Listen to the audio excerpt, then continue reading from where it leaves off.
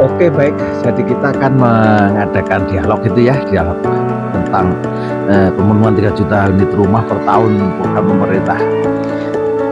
Maaf, ini dua-duanya sedang batuk juga, jadi ini mengatasi untuk backlog ya atau ketidaksediaan. Ini saya di Wisma Makci itu yang tanggal ini 12 Mei tahun 2025. Nah, oleh karena itu kita akan membuat ini ya, Makci itu di daerah Wonorejo, di sekitar Boyong, Kali Boyong gitu ya, di atas.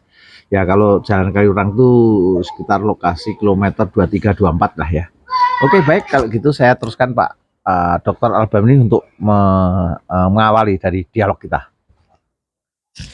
Baik, terima kasih Prof. Idi dan pemirsa sekalian. Jadi pemerintah kita itu sedang mempunyai program ya yang cukup ambisius, yaitu pembangunan 3 juta unit rumah per tahun ya.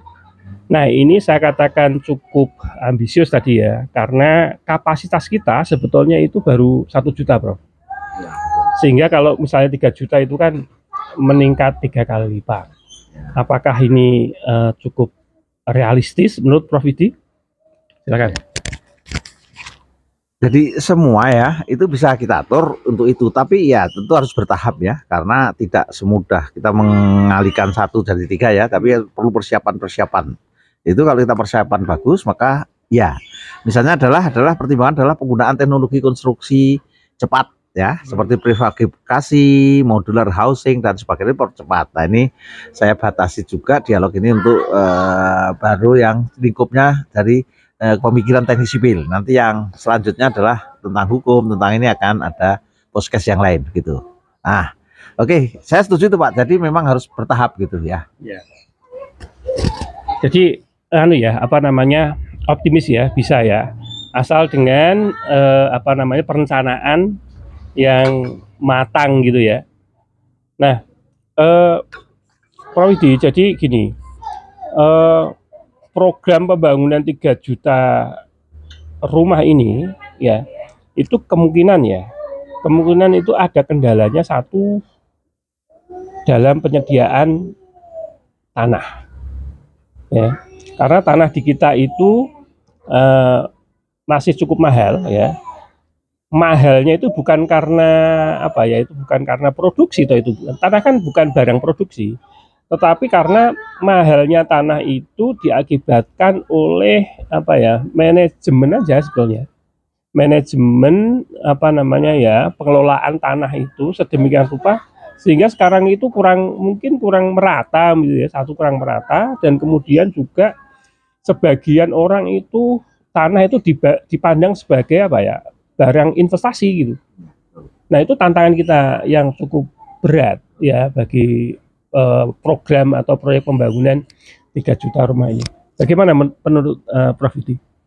Ya, jadi kita memang dibuat segmen ya. Segmennya itu adalah segmen perkotaan atau pedesaan gitu ya. Karena kalau misalnya pedesaan itu kan lahan jauh itu masih ada ya, tapi memang ada transportasi, permasalahan harus siap ya. Jadi kota pedesaan masih murah, tanah itu masih bisa, tapi apakah mau yang membeli itu di pedesaan? Kalau di perkotaan orang milih perkotaan, tapi namanya juga tanah perkotaan tentu luar biasa mahalnya, sehingga kalau di perkotaan tentu harus menggunakan sistem pembangunan vertikal.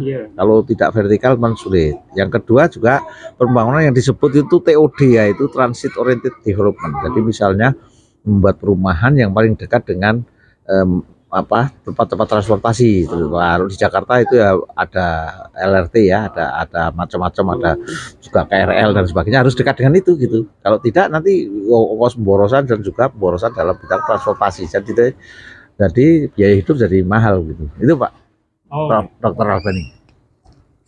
Oke, jadi yang pertama tadi yang perlu dilihat adalah soal lahannya dulu.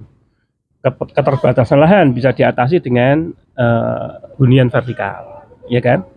Terus kemudian efisiensi transportasi bisa atasi dengan sistem TOD ya tadi ya. Oke. Nah, masalah yang kedua yang terkait dengan tantangan pembangunan 3 juta rumah ini, kalau menurut saya itu adalah soal tenaga kerja. Nah, begini Prof Widi. Jadi tenaga kerja kita itu kan sekitar jumlahnya tenaga kerja konstruksi itu kan sekitar 7 jutaan lah ya. 7 juta, 8 juta begitu. Dan yang bekerja di sektor perumahan itu kan mungkin tidak ya kira-kira mungkin seperempatnya begitu dari situ. Nah ini juga jadi satu tantangan karena meningkatkan 3 kali lipat itu kan bukan berarti meningkatkan jumlah tenaga kerja yang 3 kali lipat juga kan. Nah ini bagaimana penyelesaiannya? Ya betul, jadi peningkatan tenaga kerja kadang kita juga melihat banyak yang nganggur ya, tapi kalau kita cari pegawai juga sulit karena harus sesuai dengan yang kita bidang kerjanya kan.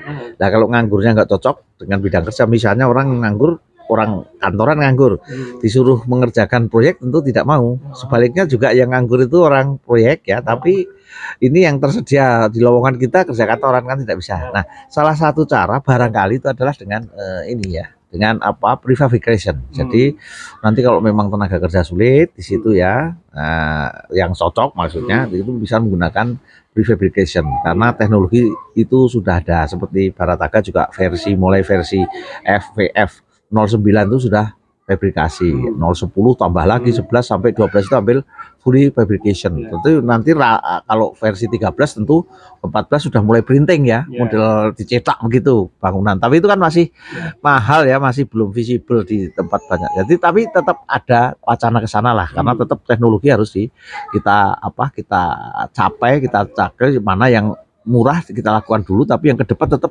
harus kita berikan penelitian atau riset, Pak. Ya. Jadi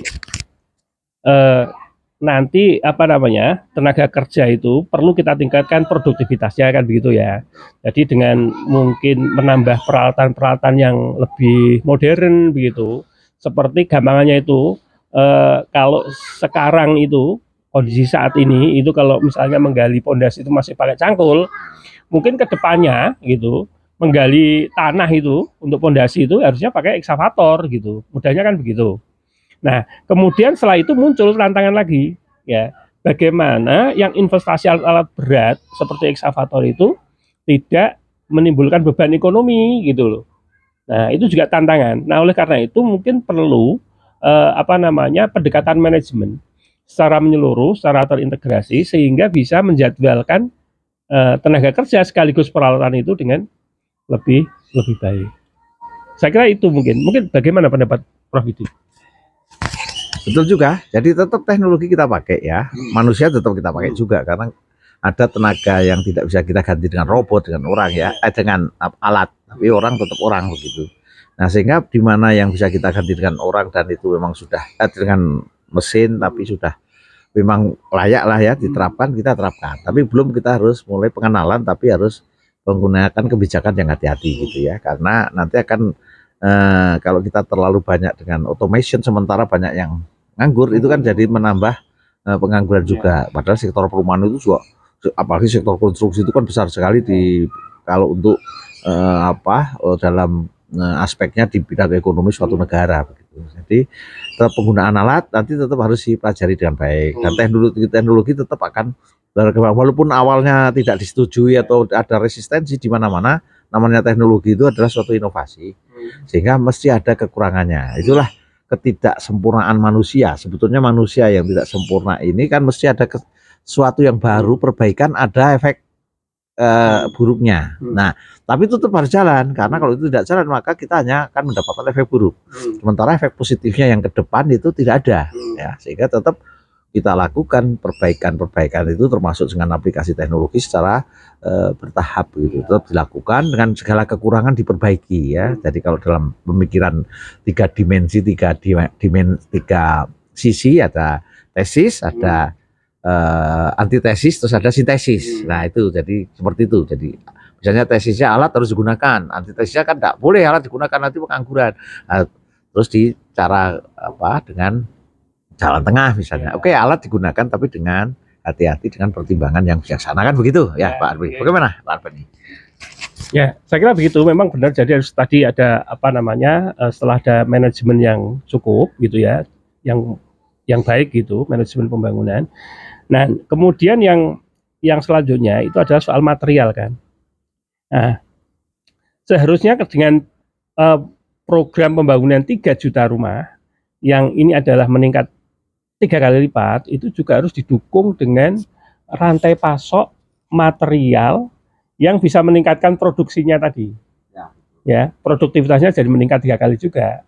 Jadi didukung oleh apa namanya tadi, sumber daya manusia, tenaga kerja, didukung juga oleh material gitu, material yang mendukung untuk meningkatnya produktivitas 3 juta rumah ini.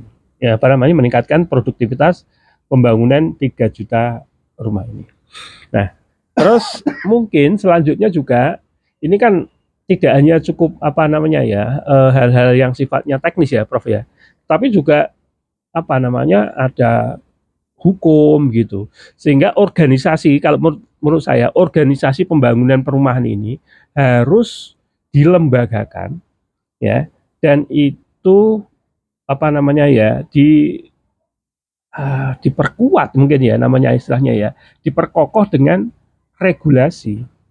Sehingga kalau menurut bayangan saya itu ada lembaga pembangunan perumahan yang di tingkat nasional gitu.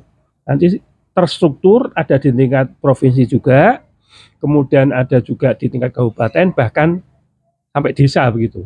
Sehingga apa namanya, proyek atau programnya itu bisa apa namanya, terintegrasi gitu ya, efektif berjalan begitu untuk mensukseskan program 3 juta rumah.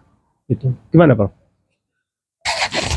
Betul juga, karena perumahan itu aspeknya banyak sekali ya, dari ekonomi, hukum, sosial ya, sampai ke teknologi, ya, sampai macam-macam lah ya. Jadi banyak sekali. Oleh karena itu, topik kita batasi pada dari sisi teknik sipil ya, untuk pembangunan, untuk secara hukum, secara kebijakan dan lain-lain kita bisa bicarakan nanti ya, kita waktu, karena untuk material saja kita belum kita bahas sekarang ya, material, inovasi material bagaimana, belum inovasi tentang BIM, Building Information System ya, inovasi kita dalam semua bidang aspek tadi harus kita lakukan. Oleh karena itu kita akhiri dialog ini untuk yang pertama kali. Terima kasih kalau gitu.